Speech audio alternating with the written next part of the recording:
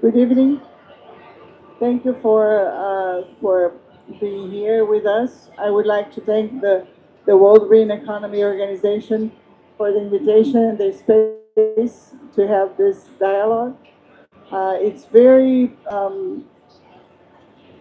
pertinent that we are here because we are going to talk about restoration, and restoration is green economy. It's a big part of the green economy. And I would like to introduce our guests, Barbara Tupiniquim. She's a forest engineer, a leader in indigenous community in Aldeia Pau Brasil in the state of Espírito Santo. And she's a defender of agroforestry, valorization of tradition of indigenous customs, and the participation of women in spaces of debate and decisions. Thank you very much, Barbara.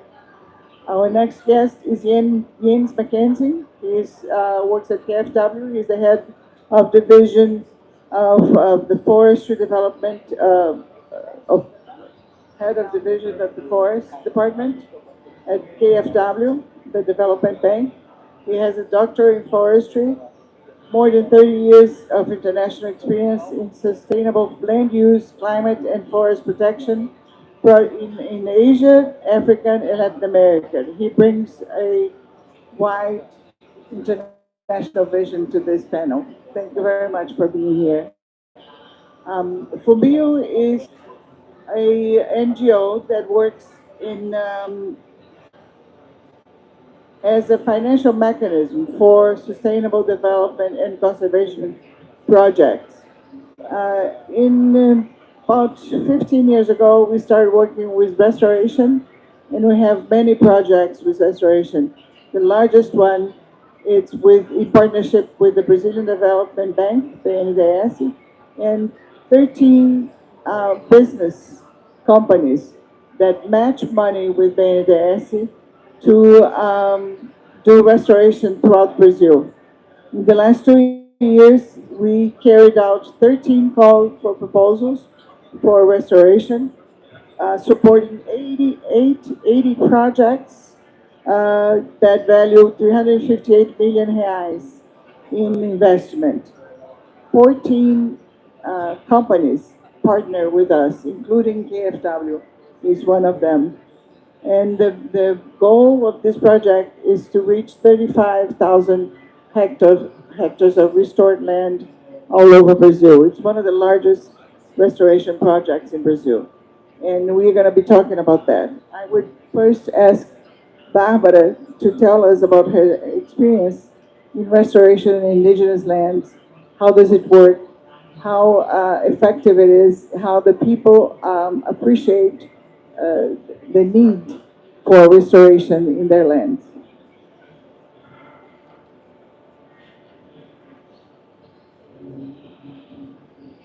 Boa tarde a todos e a todas. Primeiro, agradecer a oportunidade de falar sobre esse tema que é um tema de que, desde que eu me entendo por gente, eu já convivo com a motivação de atuar na área da restauração. Well, she's thanking for being here, and she says that since her very early age, she's been motivated to work with ecological restoration. Como uma mulher indígena, né, o meu território é um dos territórios do Brasil que tem uma parcela, uma grande parcela que foi retomada, né, após o monocultivo. Ou seja, a gente retoma ele já num estado de degradação. Many of the land her community has been dealing with is already degraded. I mean, it has had a different use before. E nesse processo eu vou fazer a faculdade, né, de engenharia florestal para fazer a unificação das ciências, né, porque eu acredito que eu sair para estudar, para trazer a ciência acadêmica e juntar com a ciência indígena para atuar no meu próprio território.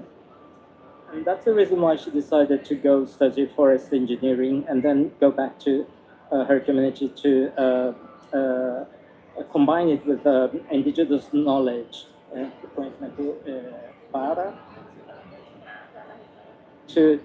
to combine both knowledge, the forest engineering knowledge, with traditional knowledge to work on this ecological restoration project.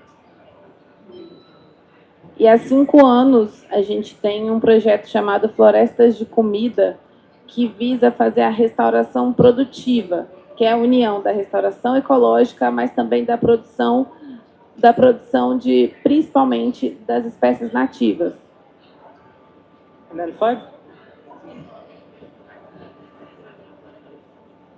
And then they've been working for 5 years in this project called Florestas de Comida, which would translate to forests of food. And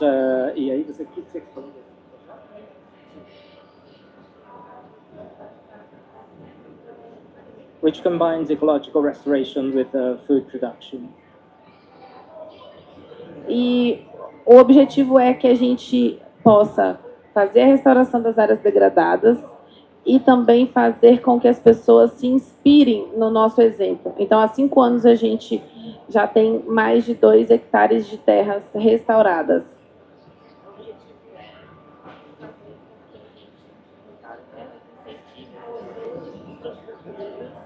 So yeah, they try to combine this ecological restoration and inspire people to actually produce food at the same time, to combine both activities, combinadas.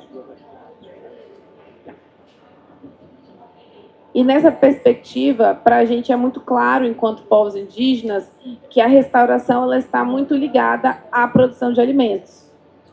It's very clear for them as indigenous peoples that forest restoration is indeed connected to the food production. Porque a floresta, a floresta é biodiversidade. Quando a gente fala de biodiversidade, a gente está falando também das espécies da qual a gente consome. Por exemplo, o feijão é floresta, né, para a gente. Ou seja, tem uma parte que acontece da sucessão. Então,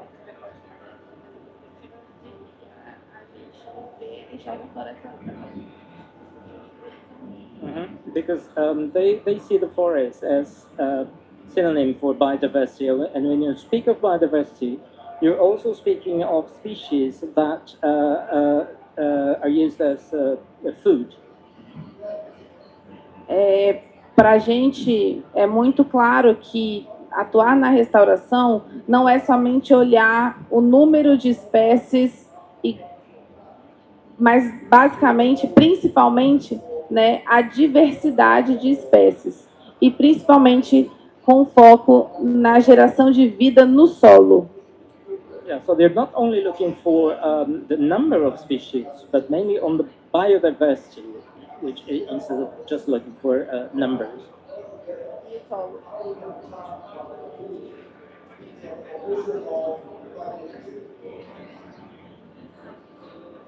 Yeah, and the main idea is to how to transformar o solo em algumas coisas. Yeah, they're looking at how to make land, how to produce life out of this land. E hoje a amiga, a articulação, ou o SINC, que é o nosso Comitê Indígena de Mudança Climática, a gente tem atuado para que a gente tenha acesso cada vez mais ao financiamento direto para as ações de restauração em territórios indígenas. So both Amiga and SINC, the Indigenous Committee for Climate Change, they're both struggling to have direct access to financial resources to work on their projects. Pois hoje no Brasil nós temos mais de 2 milhões de hectares de terra degradada em territórios indígenas demarcados. Considering the fact that at this point in Brazil there's more than 2 million hectares of degraded land within indigenous lands. E a gente ainda não tem acesso, né, aos financiamentos que vão, de fato, gerar ações efetivas para essa escala. And we still do not have access to financial resources, enough financial resources to make a difference in this large territory. Então, a perspectiva é que a gente, unindo os saberes da ciência acadêmica e os saberes da ciência tradicional indígena, a gente consiga, através, né, com os parceiros, com as iniciativas como Floresta Viva, ampliar, né, essa ação tão importante para combater a crise climática. So the idea again is to combine academic knowledge with traditional knowledge to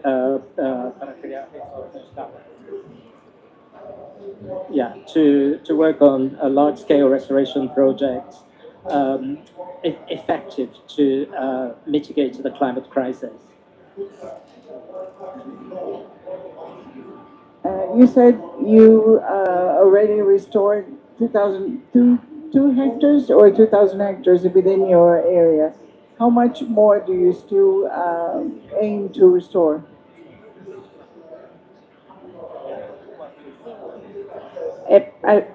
O projeto Floresta de Comida, ele já restaurou 2 hectares, mas é porque é um projeto familiar, sem recurso, né? Ou seja, só recurso próprio, recurso meu e da minha família. E só no meu território são 15 mil hectares, né? Então, a gente tem pretensão de ampliar esse número.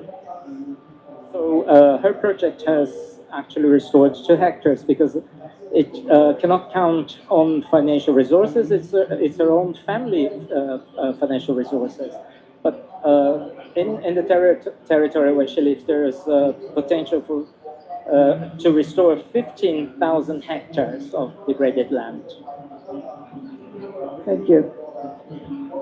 Yes, can you talk a little bit about your experience internationally on restoration and your work at KfW?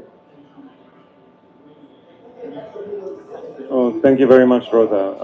Let me start by saying it's a pleasure being here with you. You know, we've been working for many years, and I really value the work by Cumbio in engaging in restoration and serving ecological services in different ecosystems in Brazil. Now, I started as a normal forest person, right? Being a forester by training, I started as a forester, and I thought that forestry and restoration is all about technology. Yeah. So, what kind of soil, what kind of tree, and make a work plan, and here you go. Yeah. And then I started working at the bank, the KfW, the German Development Bank. And I thought, okay, now we have the technology and now we have the finance. It should work very well together, and let's go big style on restoration. But I learned it doesn't work that way. Right? I mean, it's obviously a process which has to be driven locally. We all agree that good restoration work requires a good, proper political framework. I mean, to start with, the need for land ownership. If you don't own any land, you will not make the decision to plant a tree, unfortunately. So, land rights, very classically, always been a very large impediment to restoration. So I learned that. I also learned, however, that if you have a land right and you have local people, there's nobody who can come from the outside and tell them, listen, you need to do this, you need to do that, and then this happens. I learned that too, because obviously these decisions have to be taken by local people. Not only technically, but I mean, they have to agree to start to shape their land, and they have to see the chances in that, and they need to make the decisions on how to do it. And if that is happening, so there's a good sound base, legal base, and there's a willingness of local people to let's do something together, then it's normally that we come in as a development bank and start cooperating. But here again, it's not so easy to, come large scale and then try to do something and support projects locally. Of course, as we heard, local projects can often be very small. And size doesn't matter. What matters is about the intention and the quality locally. So our challenge is really how to match these big finance packages with the local need of small funding for small projects.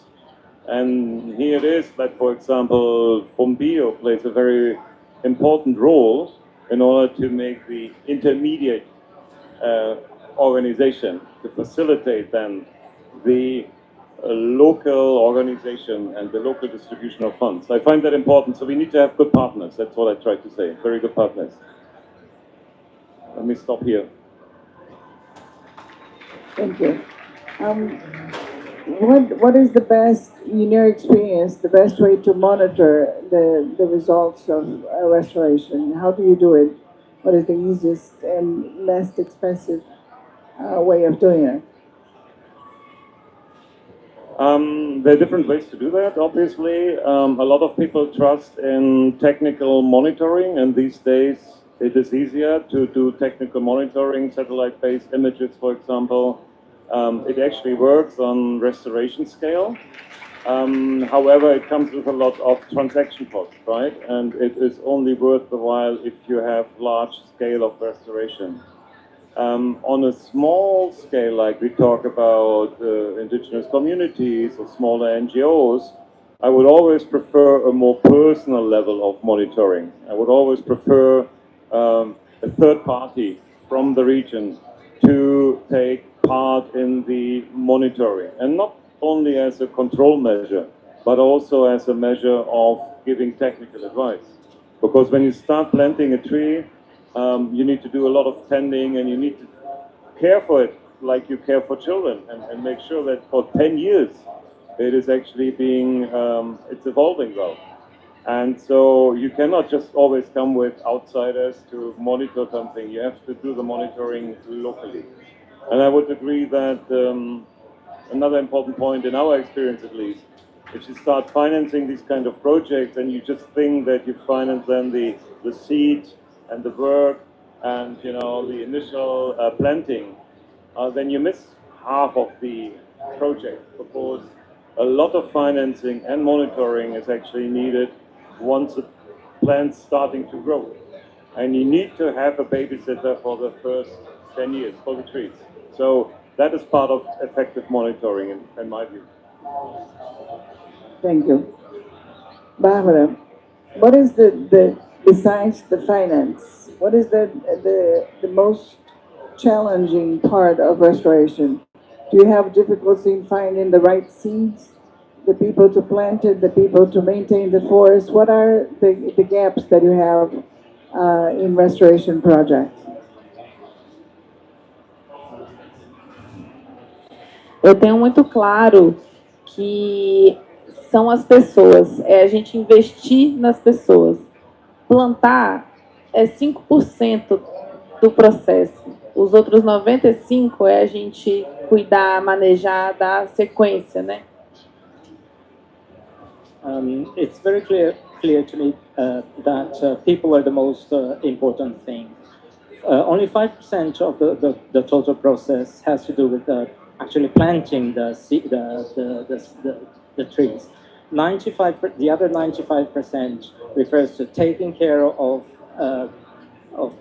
the seedlings and e acompanhar elas crescendo. And to monitor and to follow the whole process. Only 5% refers to the actual process of planting the tree, and the other 95% refers to the rest of the process, to the following steps of the process. E com isso a gente tem investido ou buscado, né, criar os programas de agentes agroflorestais indígenas, visando justamente potencializar e deixar com que essa juventude fique nos territórios para que se vejam nesse processo de agentes de transformação. So they have been investing on local indigenous agents to follow this whole process and to see themselves on the whole process, like they see themselves mirrored in the process, so that they do not want to leave the territory. Então a gente aposta muito nos programas que já tem vários exemplos muito legais no Brasil de agentes indígenas agentes agroflorestais indígenas, para que a gente consiga manter essas pessoas nos territórios e também nessas ações que muitas vezes são invisibilizadas ou não são até mesmo remuneradas, né? Fazendo com que a juventude às vezes saia do território para trabalhar fora, para ter uma remuneração fora dos territórios.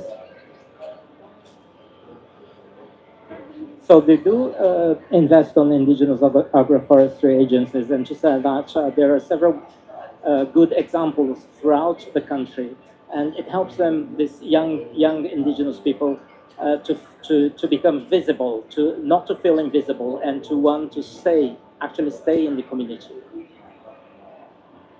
e com isso a gente consegue ter, e com isso a gente precisa, claro, né, que isso aumenta o preço, o valor, na verdade, da restauração por hectare, enfim, independente, mas aumenta esse valor do orçamento do projeto, mas na nossa percepção, sem as pessoas não tem como fazer restauração. So obviously, it does have a financial impact on the cost of restoration, but she says that without this human element, it doesn't make any sense, restoration for them. Thank you. Jens, you mentioned a new facility of restoration that you are spearheading. Could you tell us a little bit about it? Yeah, that one is called the Forest Action Facility. And what we try to do with that is to be able to provide financing to small projects. Because we learned that the large projects being run through the government are not necessarily fitting then local requirements. So the idea is simple. The idea is that there is, for given countries, there's a certain amount of money, and then we do project calls. So we want that people can apply for the funding in an easy way, not too complicated, not too bureaucratic. So the fund is to finance what we call forest landscape restoration. That is a technical term which has been around for a few years. And all it says is basically that people in a landscape try to add trees in a way that it makes sense to the landscape and the people. So forest landscape restoration, we finance that. And the way of applying should be easy, as I said. So small communities can apply for funding and be able to receive support for the project.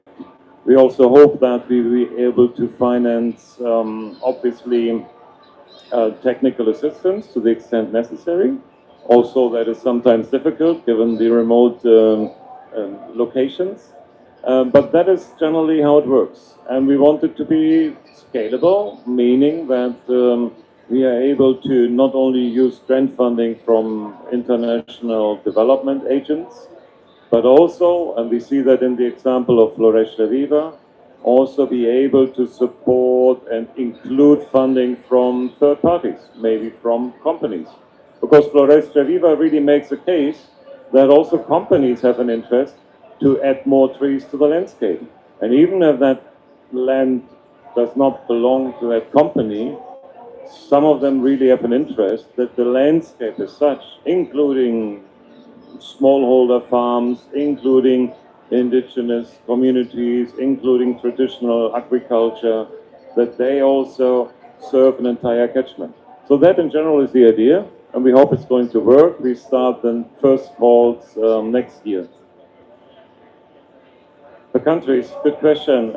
We depend on the priorities of our donors. For the first time now, it will be 3 countries. It will be Central America, so that's not a country but a region, Ecuador, and we hope to be able to conclude the deal with Peru this year. So these are the first 3 starting points. And there will be specific provisions, specifically for small communities to also apply for funding. Thank you. KfW is a very strong partner for Brazil in the forestry sector, in protection and restoration. So thank you very much for that. And success in this new endeavor. So restoration, it has to be a main concern for all of us. Not only the restoration in Brazil, but restoration everywhere, because climate doesn't select where you're going to have impact. It's global. It's important to everybody. And restoration not only helps in combating the climate change, but also generate income for population, generate green business, and it's also a very important source of water. That's where you get your water from. There are several areas that have been deforested, that when they start reforesting, the water comes very, very rapidly. and we don't survive without it. So restoration is a big part, as I said, of the green economy, and we hope to continue to do it not only in Brazil, with large focus on indigenous lands, and with help from great partners such as KfW. Thank you very much. Thank you all.